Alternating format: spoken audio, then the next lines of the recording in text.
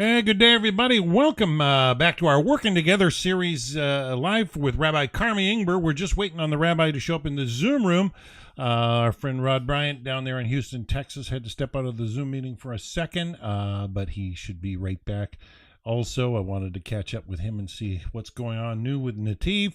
Yeah, exciting. Yeah, we haven't done this session in over about a month, but just scheduling conflicts. The rabbi was traveling from Israel back to the States, and I made plans the one weekend, and then Rod and his group had another rabbi attending, I think, last week, and things just coordinate. Doesn't always come together perfectly, but it is what it is. We're always excited when Rabbi Ingber is willing to share. I like how he gets spicy politically and always likes to talk about current events. So I look forward to hearing what he's got to share about today. In the past, we were talking a lot. He was sharing some good points from his book, Where the Heavens Kiss the Earth. Subtitles Mystical Insights for Personal Growth by Rabbi Karmi Ingber. You can find that on Amazon. Excellent work. I've enjoyed his talks for sure. He's got a unique way of looking at things and a lifetime of experience in his synagogue. Wonderful rabbi for sure, and we do appreciate him. So I look forward to hearing from him today. So till he's in, I'll let you know, and hang in there, and he should be along shortly.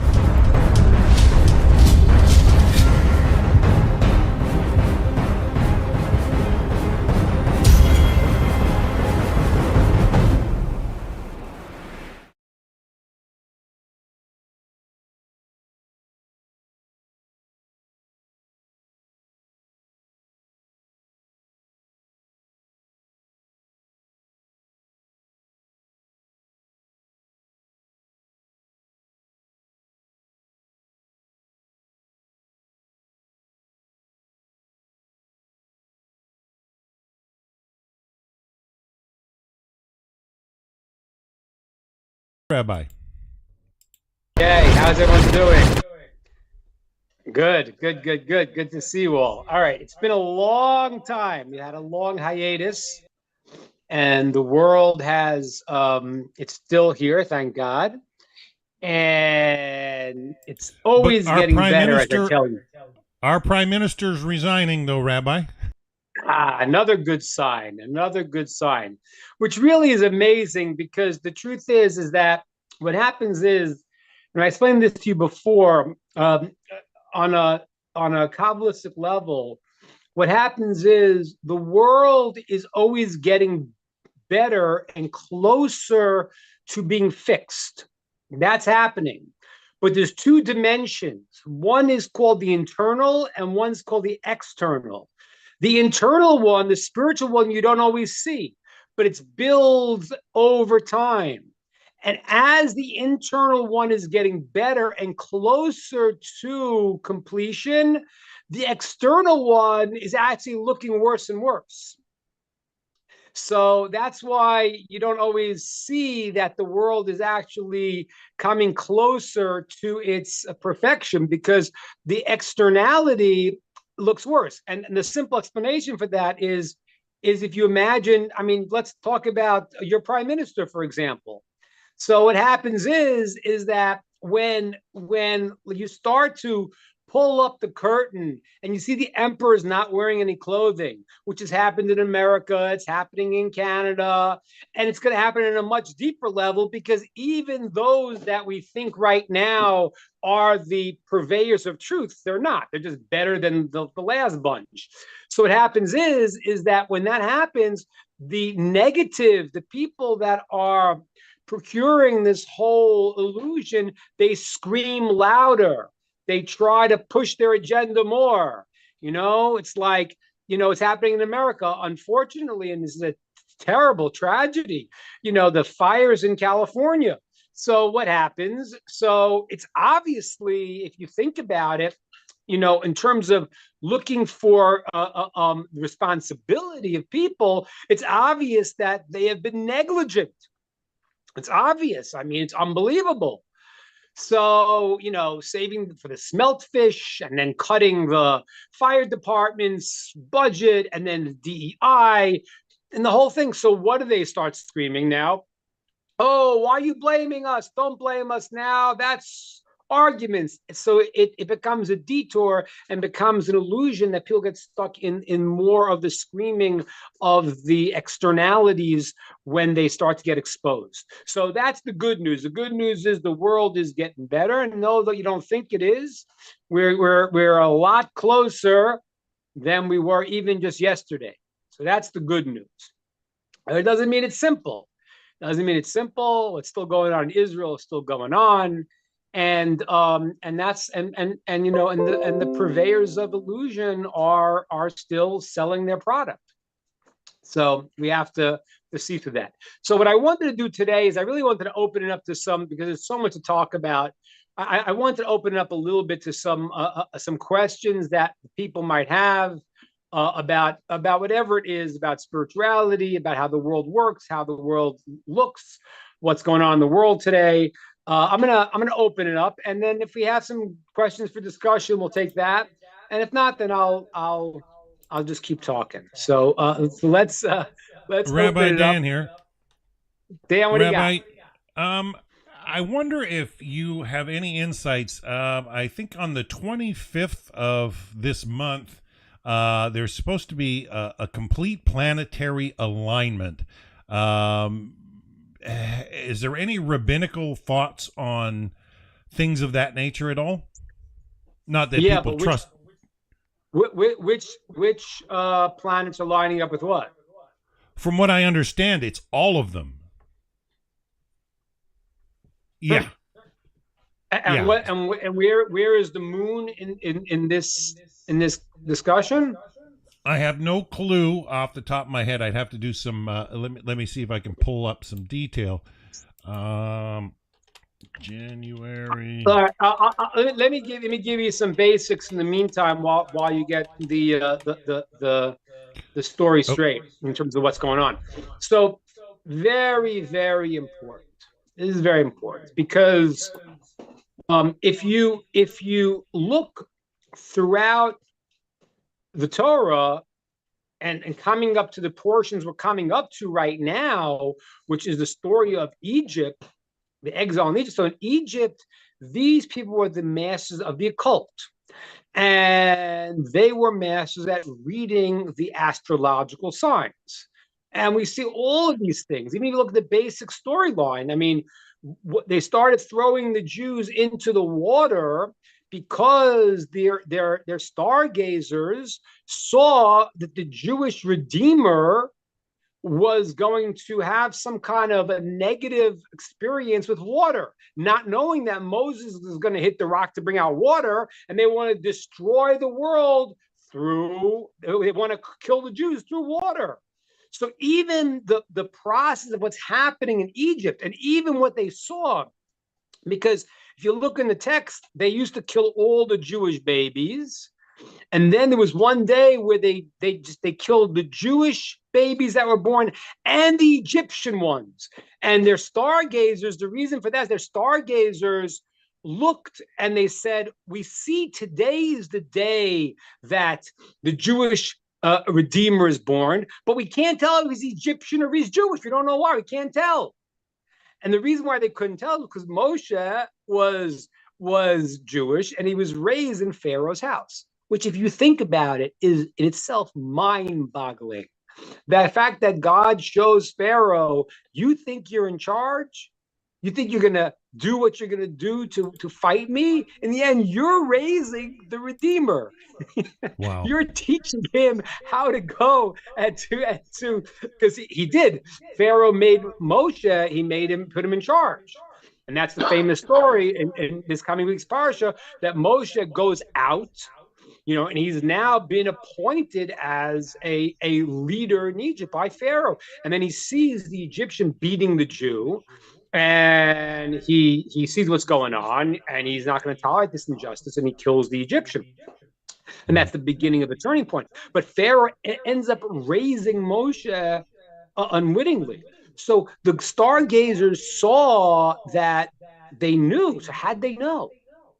If this whole thing is illusion and nonsense, then what does it mean? Now, the answer is on a few levels. You understand. First of all, the stargazers, even the ones, by the way, anyone who wants to show me their face would love to see it. Those who don't, no problem, but always nice to see smiling faces. It helps to speak to human beings. I know you're there. No pressure. Naomi, good to see you. Jacob, good to see you. I got your question. Maybe you'll ask it here on the discussion. Jake asked a question from the Torah portion.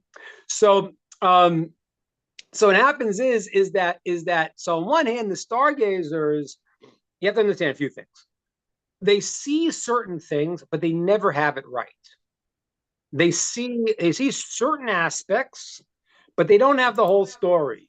And that's largely because, not just because of their inability to read it, but it's largely because human free will is something that they can't measure.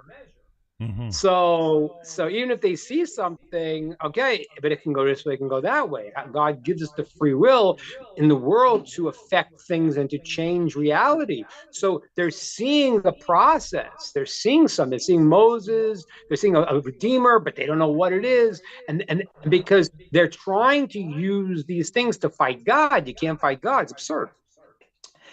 Now, but what are the stars? What are these things? Because this is where you have the reality. And I've told you this before. It's amazing, amazing thing. In the third generation of humanity, there already was the beginning of idolatry. That's wild.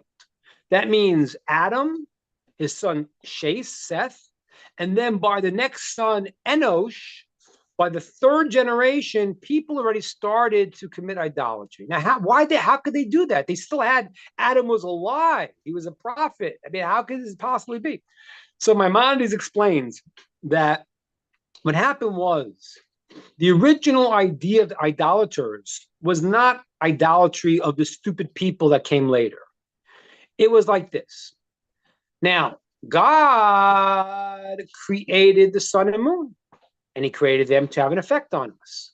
So if the king would send his messenger to you, wouldn't you show honor to the messenger of the king? The sun and moon are messengers of the king. So we have to acknowledge that. This is a very, very, very deep. I want you to understand this, because this is the idolatry of the East, as opposed to the idolatry of the West. The West and the East have two different problems. The West have divorced themselves from God.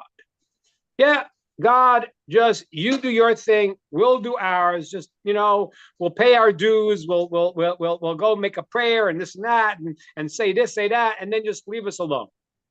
So they don't see God in everything. The Western world, so the Eastern world. They took this idea of that God has his emissaries and God is imbuing his reality into everything, and therefore they start saying, well, therefore everything is God, and that really is the Eastern idolatry. And both things are it's a very, very deep point. I'm going to get into it now, but it's a very, very deep thing not to make this mistake. Where yes, God has created a reality that we have to know there are holy places and not holy places. At the same time, we have to know that somehow, some way, there is no. The reality is God is all there is. So how does the mind work? We can't totally understand that. But this was really the beginning of the idolaters. They started to see the physical things in the world. They started giving it honor and seeing godliness in it. And then at a certain point, they said, oh, let's just worship that. Okay? Now, therefore, idolatry goes and gives the stars and the constellations, it gives it its own power, as if they are causing something.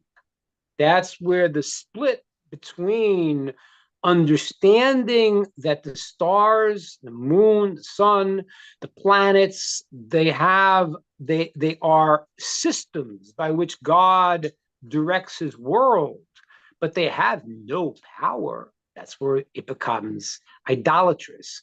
And therefore, if a person says, oh, I can't go out today because the moon says this, the star says that, that's already called nichush. That's already called divinating, which all aspects of that is forbidden for Jews, and many of them are forbidden for the Noachites also. So that is where the mistake is. But what is the truth? The truth is like this: we don't understand how complicated the universe is. We know that there are billions of stars and billions of galaxies, and we think, what's the purpose of these things? But we don't understand, because when you look in your telescope and you could see a galaxy with 1 billion stars in it, if you go into an atom, you go into your cell and you start putting a microscope and start seeing the subatomic particles in your cell, you see the infinite design, the complicated levels go on the grand level and on the micro level. And what happens is God created a universe, and the purpose of the universe is, the pinnacle of creation is human beings. It's hard to imagine that, but it is, because we are the only ones that have free will to do good or not do good. And therefore, all of the systems of the world, how the world works, all have a reason. And therefore, the stars and the constellations, when God brings down his flow to us based on our actions, or based on the challenges and the mazel, the flow he wants to give us, it'll automatically have an imprint that is in the stars, that if you knew how to read it, you would understand this is the flow that God is giving. And that's why Abraham, who was a master at understanding this, he looked in the stars and he said to God, I could see through the stars, I'm not going to have children. So he said. And God said, don't get out of it. It says, get out of your astrology. I run the world. God switched the reality, and all of a sudden he saw it differently. But to see the things in the world, there is an imprint that if you know how to read it, you could see what would happen. Or you could see, not exactly, but you could see an indication of that. Now, there are different planetary issues and different symbolisms that are related. So now for the Jewish people, we are connected to the moon. The nations of the world are aligned, connected with the sun, which is why the Jewish people count according to the lunar cycle, which is, but lunar is not like the Muslims who count only lunar. We count to the lunar cycle, but it's in tandem with the solar calendar, and that's why we have. I'm sorry, hon. Yeah.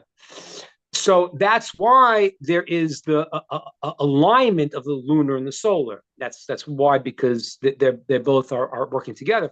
But the Jews' mission is to reflect God's light. And therefore, the signs that are affected with the moon can be symbolism for us. In the nations of the world, they are represented often by the sun. And therefore, certain things that happen to the sun are signs for things inside the world, for the nations of the world. And the Talmud says that, don't get caught in this stuff, because God runs the world. But yes, there is some type of significance to lunar eclipses, solar eclipses, planets.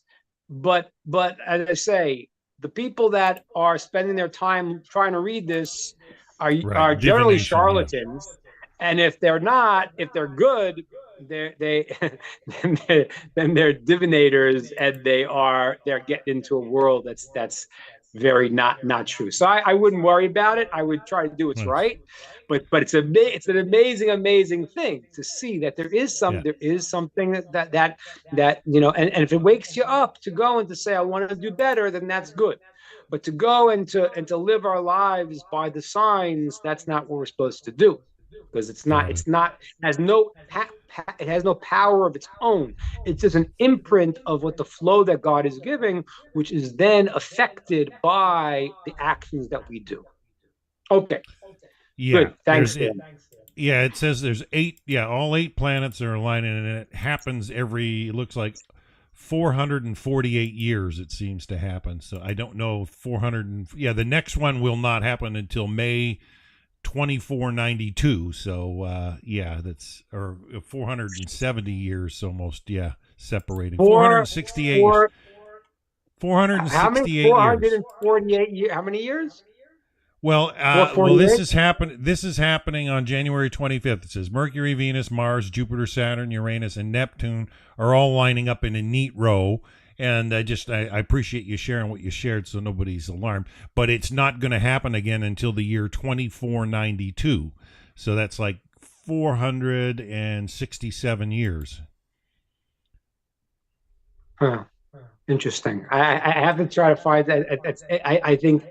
I think it's something. I don't know what exactly it is, but and the moon in relation to this. There's no lunar eclipses. The moon is not going to be in the line here at all. No, I don't know how it relates in the moon. Well, the moon still keeps circling around the planet, so I'm sure it's got a cross path there at some time. But yeah, it just if I get hit with a bunch of questions, it's all gonna happen in the next 2 weeks. So you give I me don't know. some, yeah.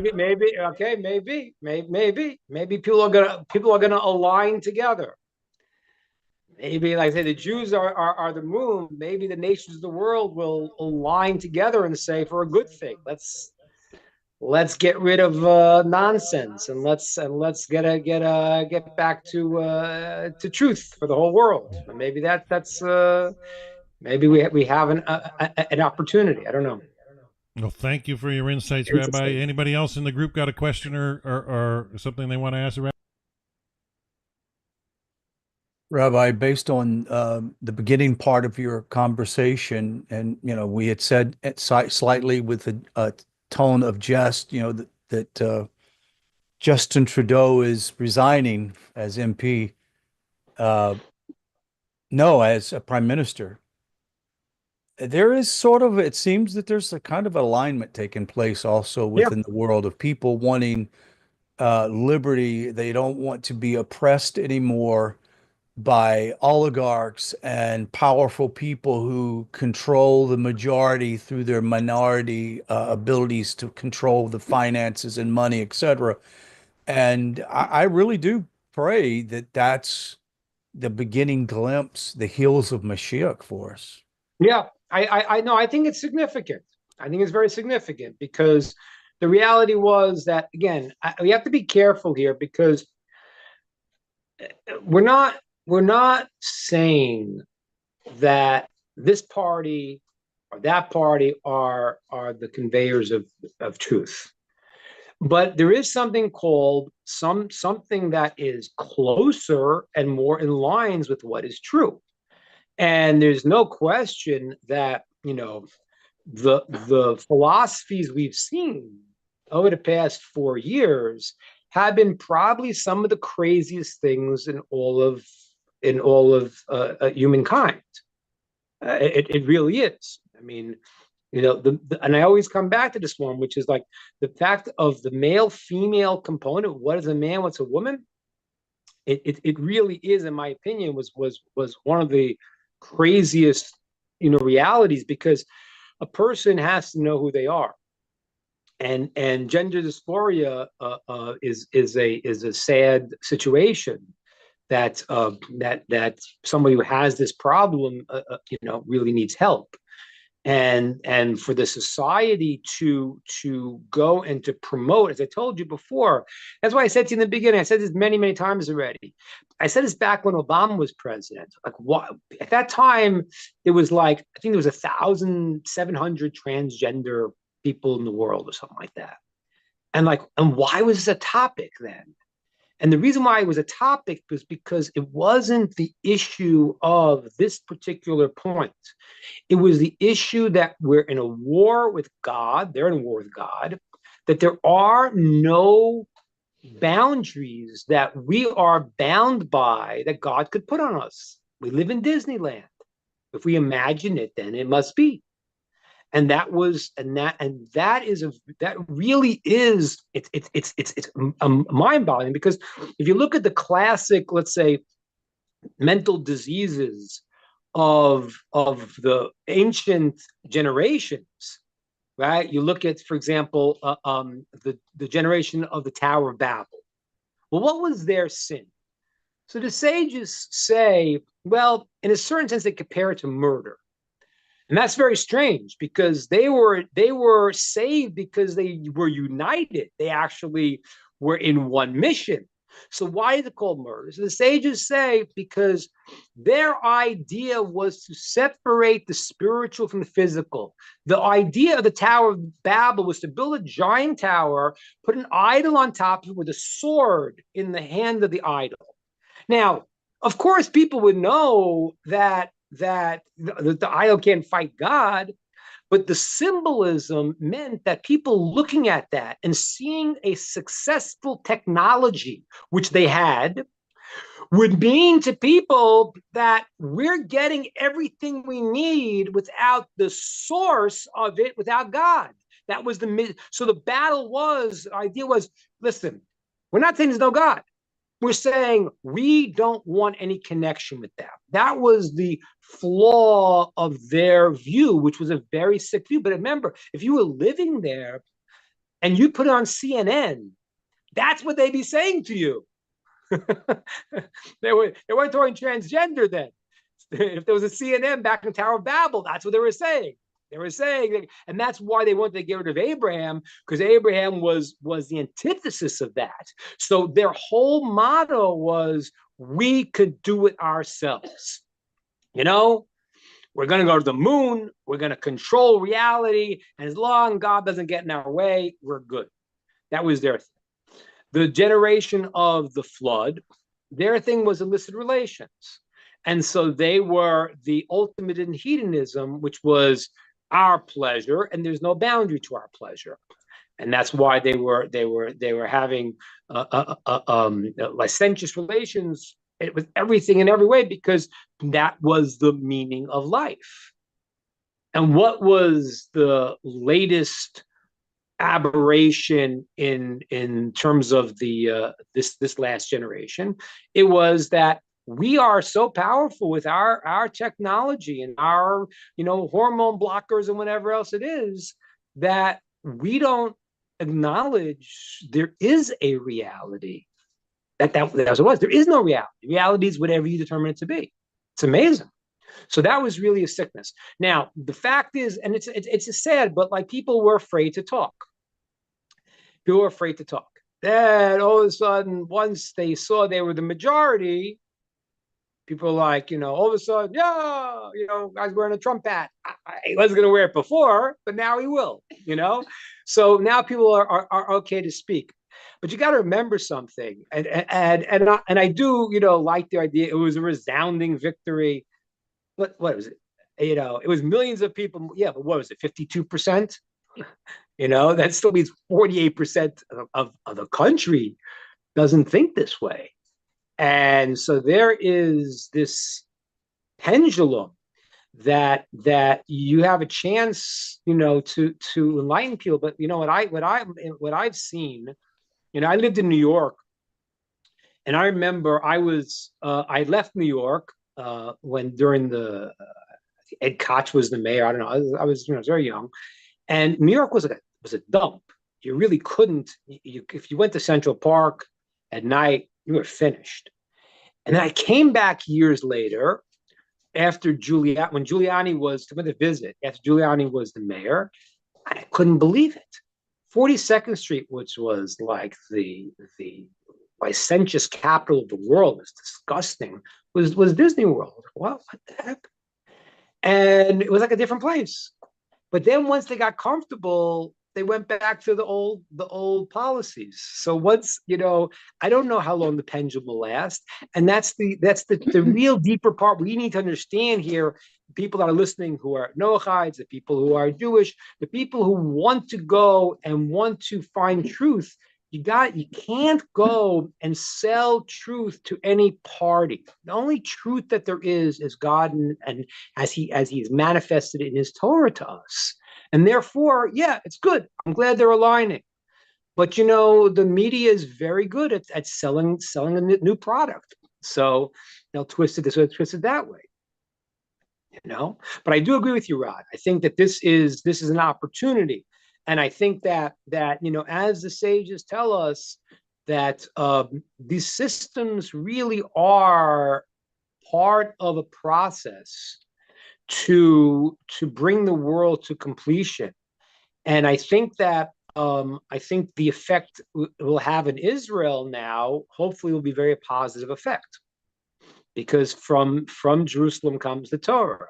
And what happens is, unfortunately, Israel, although we have a Jewish state, and we have some religious people that have some say in it, but on the whole, it is not controlled by it's controlled by the mixed multitudes, the Erev Rav, and therefore the policies of Israel, are not, the Torah policies. Again, as I said many times, are they, according to the secular definition, are they more moral than anyone else? Are they fighting a war by handcuffing themselves and like protecting every single person? Yeah, they are. But they shouldn't even be doing that. They really shouldn't be doing that. They're really fighting terrorism. And they're really fighting a bitter enemy that's really a Molech that will do suicide bombing, which is the sign that the person is a Nazi mentality that will kill Jews at all costs, even their own lives. So the what's happening is that as the effects of the world start to move into play, God willing, it's going to affect and help us get rid of the Erev Rav, the mixed multitudes, from the leadership in Israel. And that's really happening. There really is a very strong situation now in Israel where the people are, as I said many times, it's an amazing thing. People, let's say if I speak to a Jewish audience, I point this out to them. And it's a fascinating thing, because in America, most Jews are not observant. I don't know the numbers, but the Orthodox Jews are a small percentage. The Reform and Conservative are the majority. But whenever I speak to a Jewish audience, I say to them, you have to understand something. If you go back 4 generations, your parents were all observant Jews for thousands of years. This is a blip in history, and it's not unintentional. It's a blip in history starting in the mid-1800s, where Jews started to create these movements. There was other movements before. There was the Sadducees and there were Karaites. If you look through a Jewish history, there was always like this small group that broke away and started making their own things. But they were all wiped out. The Karaites, there were a handful of Karaites. There were no Sadducees left in the world. And so now we have another blip, but that was a very powerful one, which is from the 1840s, 1850s. You started to have this reform movement, conservative movement in the 1900s, 150 years. And it's taken, with the Holocaust and various other situations, has affected the Jewish world very strongly. And what's happening is that the Jews now are coming back. And that's the way God set it up, that the Jews will come back. And as they return to Hashem, and this is not me saying it, it's a verse in the Torah. It's many verses in the Torah. But it says in the Torah, it says that when I send you off to far and distant lands, and from there you will return to Hashem with all your heart, and he'll bring you back. That's in Deuteronomy and numerous places there. And so it's happening. It's happening like so clearly I forgot who it was. It was, I don't know, Dostoevsky. I forgot who it was. There was a Russian. I forgot who it was. An anti-Semite, but he was an intellectual, and the Tsar asked him to prove God to him, and he said Jewish history. Now, it's true, because think about it. How many nations have been scattered through the four corners of the earth, gone through persecutions like we have, and then been brought back to their land? You know what the answer is? Zero. Zero.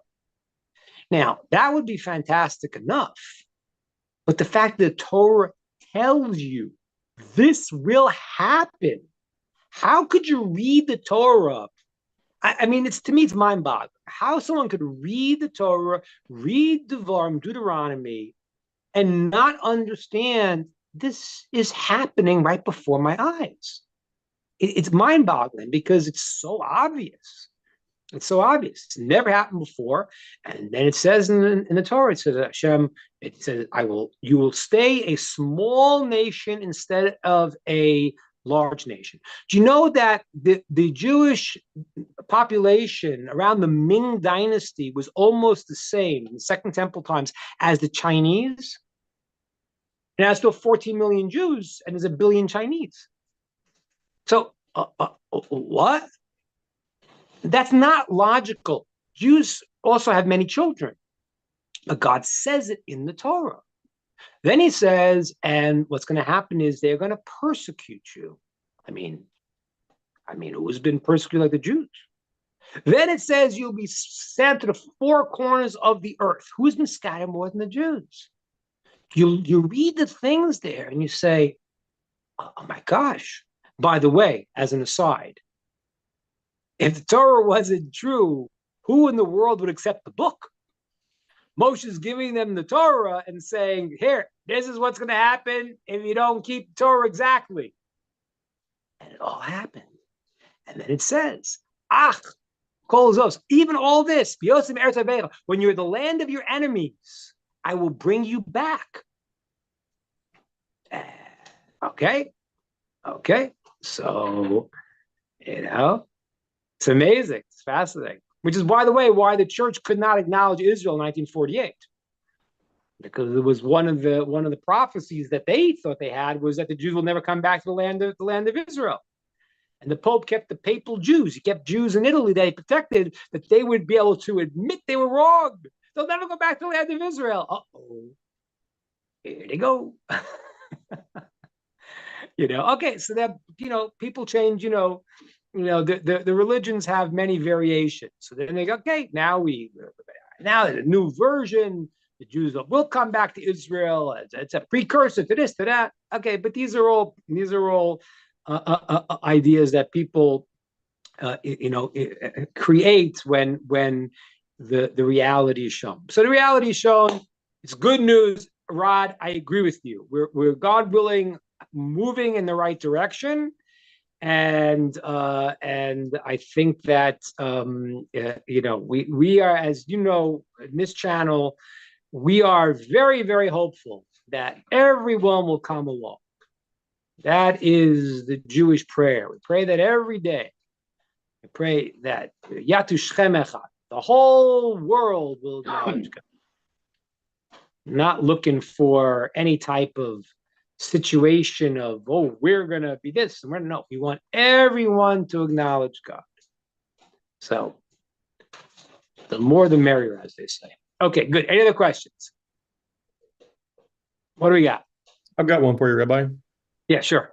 One of my friends who just recently converted, he said he was reading in the Gemara, and he said he read a portion where it talked about how one of the ways for non-Jews to either participate in Shabbat or be connected to it tangentially is to wish a Jewish person good Shabbos or Shabbat Shalom. Do you know where that is in the Gemara? Have you read that? I asked him, but he hasn't gotten back to me yet. I thought it was very interesting. Yeah, I don't. You sure it's a Gemara and not something brought in halacha and Jewish law? I thought he said Gemara, but I might have Yeah, misunderstood. I'm not seeing such a thing in the Gemara. What there is that in Jewish law, there is a commandment to remember the Sabbath. So we make kiddush on Shabbos. So there's a law though that I try to do, when especially if I'm in a not religious neighborhood, and meaning Jews that are not observant, and I see a non-observant Jew, I'll try to quickly wish them a good Shabbos. So then they say good Shabbos to me, they're at least acknowledging the Shabbos. And even though they're not making the kiddush on the wine, which is the ideal, they are still remembering and having a significance to it. So it would make sense that if a non-Jew says to a Jew, good Shabbos, he's not doing the problem of the keeping of the Shabbos, because the keeping of the Shabbos was given specifically for the Jews. And I try to explain that to you once. The reason for that is a very important idea, because the reason why non-Jews cannot keep the Shabbos, one of the explanations, is because this world was created to work and to create. Our job is to do actions to make the world better. So when the verse says, Shesh Yamim Tavod, 6 days you should work, means that you need to be proactive. I hate to burst people's bubble. However, the job in life is not to have a good old time.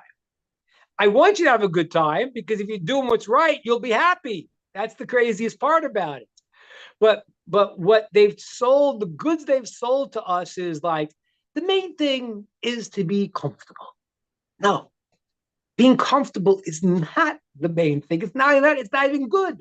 It's good to be able to be comfortable enough to be able to do what you're doing. But if you're comfortably numb and you're just sitting there and you're not creating, that's not why you were put in this world. So there is an obligation to actively make the world a better place for the time that we're here. The Jews, God said, okay, but what I'm going to give you to do is to one day hook into the internal mechanism of the world, which is not the actions that you're doing, but rather the spiritual root of it, which is already perfected. Taste that perfection, and that is going to be the battery pack that is going to give energy to the entire week. So, but it's a very unique idea that God said, okay, you connect to the spiritual root of the world, and by experiencing that and guarding that, then what that's going to do is going to bless the entire next week. And that's why the Shabbat really has a dual reality. Like if you look at the creation, the sixth is the Shabbos, the first day of the last day in creation. The answer is both, because the world's created in 6 days. The Shabbat is the last day. But then Adam was supposed to be created on Shabbat. God moved it up because there was no creation on Shabbat. He's created to go into Shabbat. So Shabbat is his beginning. So the Shabbat, what it is, it's the culmination of the work of the week. And then it's the battery pack, the energy that propels us in the next week. So for a Jew, God said, you have to go and stop work, connect into the internal mechanism of the Shabbat, and that's going to bless the world. A non-Jew is commanded to work and to continue creating. And therefore, on the Shabbat, to go and to say, I'm going to desist from all creative action is not the right thing. But what David's saying is a good point. But the aspect of recognizing that God created the world in 7 days, whatever that means. I mean, whatever that means, 24 hours, whatever, however that we discussed that concept of time, but that is an acknowledgement of reality. And so therefore that would make a lot of sense. I could hear that idea. I don't think it's a Talmudic statement, but I think it's probably brought in law, which I haven't seen that, but I know it's a law by Jews to say to one another, to acknowledge the Shabbat, and therefore there should be no reason why a non-Jew shouldn't be able to participate in that, because it's the acknowledgement of that. I'll add something to that. I don't know of any other. I don't think there's any society maybe there's one, but I don't think there's any society who doesn't have a 7-day week. We've never heard such a thing. Now, if you think about it, a 7-day week makes absolutely no sense. It doesn't divide equally. Why is it a 7-day week? Make a 10-day week and have 3 weeks of the month. Why is there a 7-day week? So the Kuzari, I don't know if you know the Kuzari. The Kuzari was a book that was written, a very fascinating story. It was a true story, but it was the king of this land, Kuzar, and he kept having a recurring dream. And the recurring dream kept telling him that he said, he had heard a voice saying, your intentions are good, but your actions aren't. So the book is then him trying to find out how he should act. And he calls in the Muslims, the Christian, the philosophers. He goes to everyone. And last, he goes to the Jews. This is especially when the Jews were extremely downtrodden in the time where they were being, not the glory of, the time of King Solomon or the times where the Jews were the superpower of the world, but in more recent exile that we're in right now. So he finally goes to the Jews, and the rest of the book is a conversation between him and the rabbi, who Rabbi explained to him. And then he actually, this is true, this was historically true, there was a country that the king converted, and the entire country converted, well, Kuzar. And that was one of the points he brings up, like, why is there a 7-day week? Why does everyone have that? And the answer is because if you go back in history, people always knew that the world had a 7-day cycle. Otherwise, it makes no sense. You could do anything. You could do 5 days, 5 times 6. There's no reason for it. It doesn't make sense. But everyone has a 7-day week because back in the time immemorial, they knew that this was 7 days, and people have been doing it. So yes, David, the answer to your question is I haven't seen that, but it makes sense. I haven't seen any problem with saying Good Shabbos because it's not desisting from activity. That's the problem for a non-Jew is and again, what's called work is a little different than we say today. It doesn't mean you have to go to your 9-to-5 job. It means you have to be proactive. So if you want to write a song, you take a pen and you write that song. If you're an artist and you're not Jewish, take your pens and take your stuff and make beautiful art. It doesn't mean work in the sense that going to a 9-to-5 job you might not like, but it means being creative and proactive in the world, and that the non-Jews should do because that's their job. Great. Okay. Good. What else we have? I have a question, Rabbi. Sure. Also, Tamar has a question. She just asked me, can Hashem breathe? She wants to know, can Hashem breathe? And you also want to know, if he doesn't have eyes, how can he see? Wow. Wow. But Tamar. Very good She's been listening to people ask questions, and that was her question. It's a very, very good question. I gotta tell you, Tamar, it's very, very good. So I'll tell you something, Tamar. See, the funny thing is that we could see, right? So God, he sees, and he gave us eyes so we could do a little bit like he does. We could see too. He doesn't need to see through eyes. We need to see through eyes, right? Right. Hashem can see, but he doesn't need eyes. We need eyes. He doesn't need eyes. You say thank you to Rabbi Ingber? That was very nice. The truth is, the answer I gave is that's a very, very deep answer. I can't really get into it. It's actually a very deep answer because it's a very good question for a child. It's great, but the truth is that that when we talk about seeing, we talk about all these things.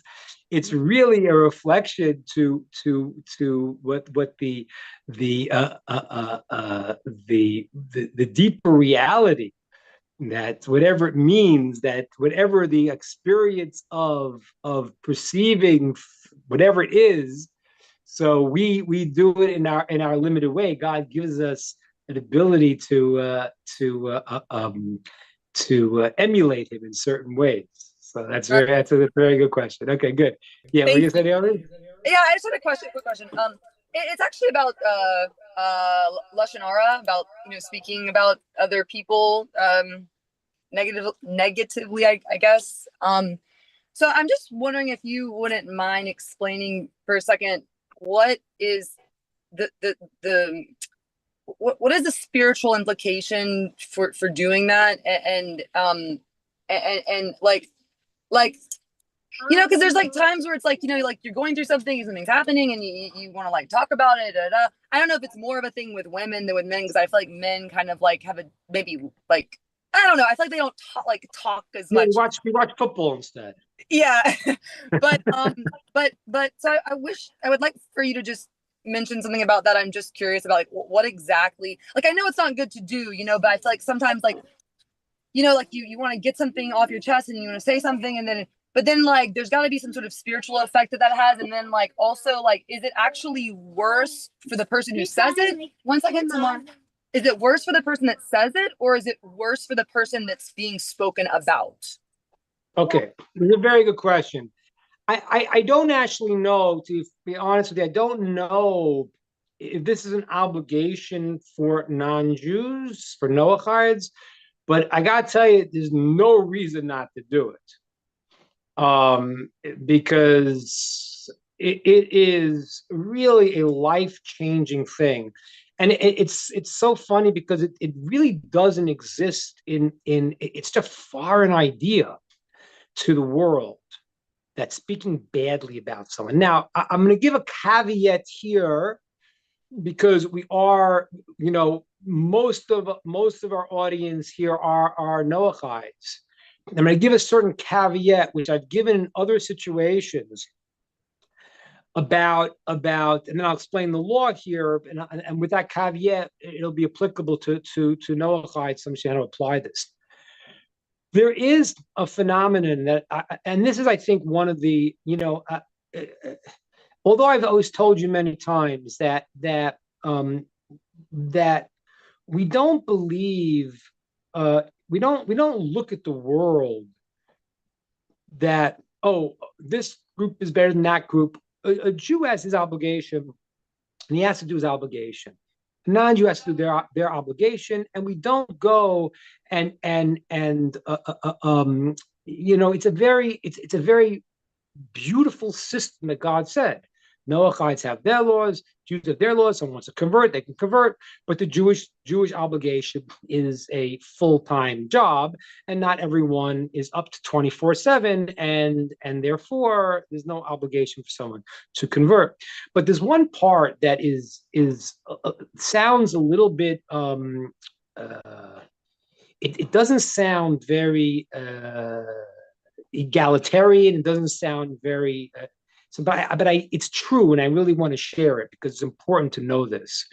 There are certain laws that Jews have that Noachites don't have, because there is a difference in the system. There are some people in the world that are evil. There are some people in the world that are evil, literally evil. Hitler is evil. Okay, there are evil people in the world. Okay, now we don't maintain that within the Jewish system, anyone who is a descendant of Abraham, Isaac, and Jacob, God said is not evil. Now, again, so someone's a Noachide, they can be very good, but there are going to be some people in the world who are going to be evil. And therefore, we don't maintain that by the Jewish system. We maintain they could be acting badly. They could be, acting in a way that they shouldn't be. But if you peel away the system, then you're going to find, good. That is true for many of your friends and associates. But you, as a Noachide, need to be aware when someone is really, really evil. Okay, you need to be aware of that. Someone's a terrorist, you need to know that person's evil. I mean, I don't hate to say it, but we don't have such a thing. I mean, that there aren't Jews blowing themselves up. No matter what the media tells you, the Jews want there's no Jew that wants to fight with and destroy the Arabs. They don't. They want to be left alone. You know, it's just not true. They switch it that way because they're bombing us. We're bombing them back. But there's not now. Why am I telling this distinction? Because therefore there is a difference with how you relate to this. In terms of lashon hara, speaking evil about someone. So the law is a Jew should not speak evil about anyone, not a Jew and not a non-Jew. The Chavetz Chaim says not speak about anyone bad, but an evil person, yes. If someone's evil, so you need to distinguish now a little bit, because if you're going to have like people sometimes in the news who are really evil, it's not the time to be coddling and nice. It's not a time for the benefit of the doubt. The benefit of the doubt goes for certain situations. It doesn't go for people that are straight out evil. Okay? Now, so you have to, I'm telling you this because for all Jews, be careful about any Jew, and if it's a non-Jew, should also not speak lashon hara, as Chavetz Chaim says. But if it's a person that you know is an evil person in the world, that's different, and therefore you have to know this distinction. So, but if you're talking about people that you see good in, that are not evil, you see good in them. So, what happens when you speak lashon hara? Well, what happens is you create a power of destruction. The lashon hara, evil speech, is lined up with the serpent, and the serpent started lashon hara. He said, "Eat this tree, you can be like God." He started with that, and he created this negative reality in the world. Now, speech is a unique reality. There are three parts of a person, okay? There is the thought, there is the speech, and there is the action. Those are the three clothings that we talk about. My thoughts are my internal spiritual dimension. My action is when I bring it into the world of action. The bridge between that is speech. And that's why the word for speech is davar, which means to speak, ledaber, which is the same as an object, because you create a reality with your speech. So your speech is not only is it like doing something bad, like doing a bad action, in a certain way it's worse, because it's a higher part of your being. It's the link between your spiritual and your physical world. So you're damaging someone with a higher part. What made mankind great was their power to speak, to take the spiritual dimension and to express it fully. So when you harm someone physically, you're doing one thing. And when you harm them through speech, in a certain way, you are doing even more damage, because you're doing it with a more powerful tool. And that's why it says in Proverbs, the life and death is in the hand of the tongue. You can destroy a guy's person's pronounce, their livelihood. You can destroy their life. You can do all these things. And people in the world say, "Oh, it's not real. I just said it. No. When you say something, you're creating a reality that people are accepting. So now you damage yourself, because you are now imitating the serpent. You're creating negativity in the world with your higher self. So you don't want to speak negative about someone, because you're damaging them, and you're damaging them with a tool that is used as the greatness of humankind. So lashon hara, therefore, is a very, very terrible, terrible thing. And now the thing about lashon hara, which is a fascinating thing, is that it's not a question whether it's even true or not. It could be true. See, in the secular world, if you go the non-Jewish world, the laws of the media, well, if it's true, you can't sue me for slander. That's true. But it doesn't mean that it's correct that if you go and you speak against someone, even if it's true, it doesn't mean that you're allowed to say it. So, but why not? It's true. And the answer is because why are you saying it? If it's an evil person, you need to tell people, you could tell people. And therefore, there are various factors that allow us to speak badly. What are the factors that allow us to speak badly? Well, one is if it will cause benefit to other people. So I know this guy's a thief. You're going to go into business deal with him. I got to tell you, he's a thief. So if I'm going to help someone allowed to say negative things, I'm going to help them. Two, if the person is going to, if I know it personally, I have seen it and I know it, I'm allowed to say it. Okay, I know it. Three, if I say what I know, I cannot exaggerate or embellish it. Four, I have to tell a person, check it out yourself, because this is what I understand, but you got to check it out yourself. And five, and this is the hardest one, I can't have enmity to the person. I can't go and make this make this something that has to do with my own hatred. I can't do that. And so therefore, those are, I think there's maybe one or two more, but those are the basic structures that allow you to say negative things because it's for a good purpose.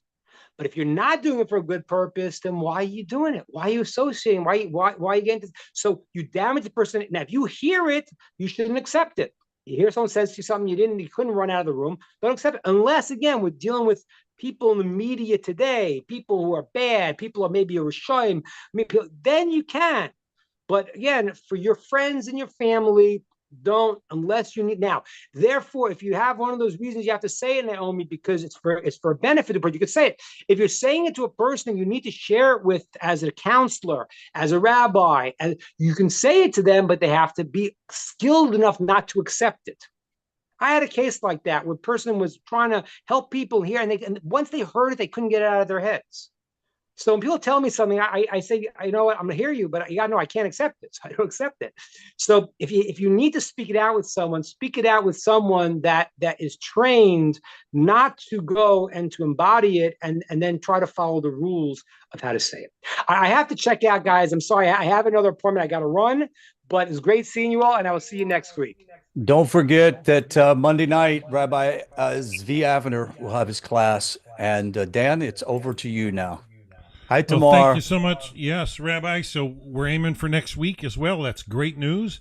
Look forward to it. I'm not on next week with Rabbi Goldberg, so I think you guys will be my only broadcast next Sunday, which is good because in the following week I got 12 hours straight, and the week after that I get to go to Montreal and meet my rabbi, and yeah, exciting stuff happening. 2025 is here, and Canada's going to get a new prime minister. Woohoo!